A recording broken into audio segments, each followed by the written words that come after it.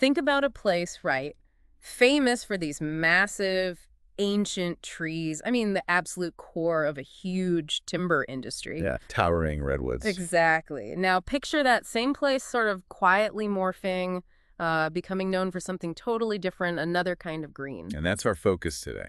Humboldt County, California.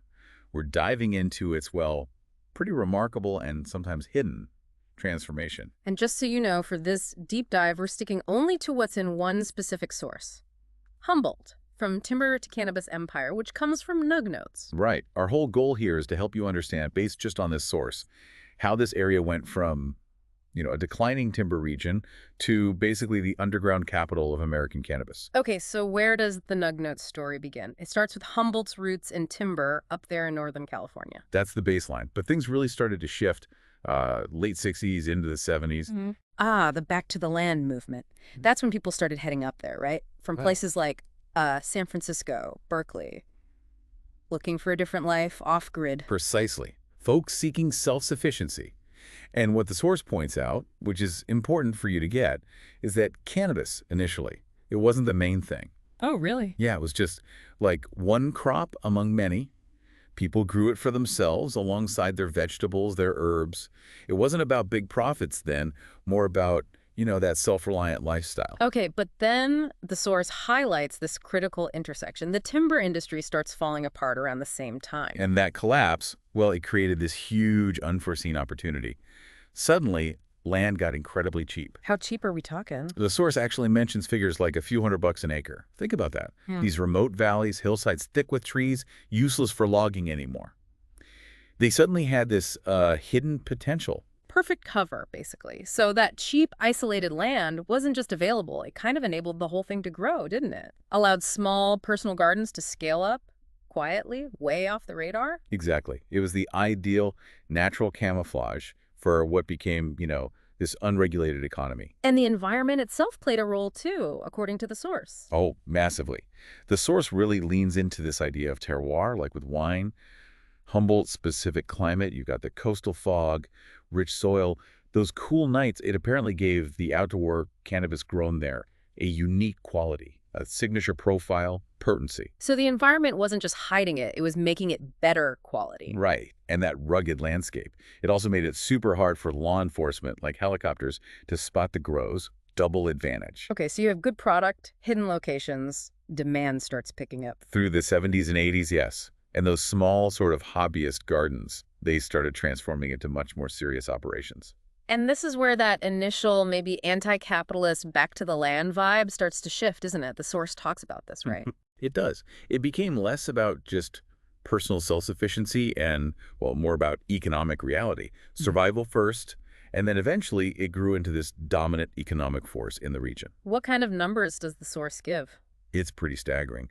The estimate cited is that by the 2000s, this underground cannabis economy was funneling maybe $500 million to possibly even $1 billion a year into Humboldt annually. Wow, that's huge for an underground market. But it wasn't all smooth sailing. The source mentions the war on drugs hitting Humboldt hard. Yeah, specifically the CAMP raids.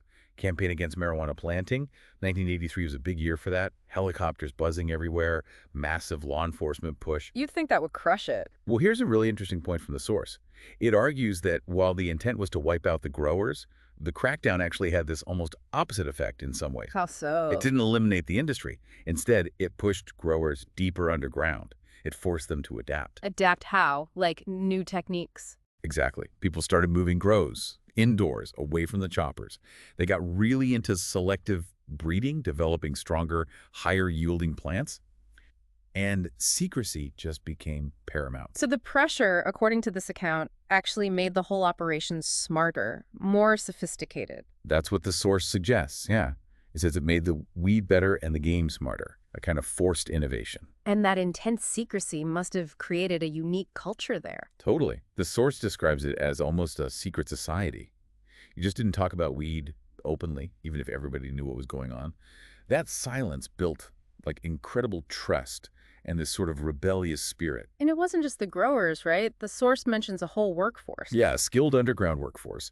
You had cultivators refining genetics, mastering techniques like sinsemilla producing seedless cannabis, but you also had seasonal workers, the source calls them trimmigrants, apparently earning decent cash, like $20 an hour back then, during harvest season doing the trimming. So it was a whole hidden economy with its own skills, its own craft. Definitely. The source frames this cannabis knowledge as almost cultural capital, passed down like valuable seeds. Which leads to the whole Emerald Triangle idea becoming famous, right? Humboldt and its neighbors. Exactly.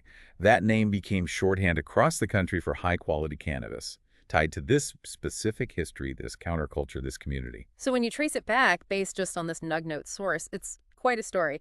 Hippies looking for cheap land left behind by timber. Finding the perfect growing conditions, Yeah. driven by economic need, developing serious expertise. All while navigating, and maybe even being strengthened by, the pressure of prohibition.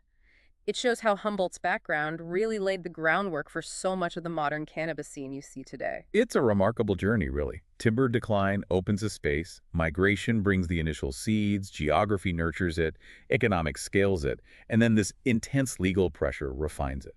So, a final thought for you, drawing from this source. Consider how that intense pressure, like the Can-MP raids, didn't actually achieve its goal of stopping the industry. Right.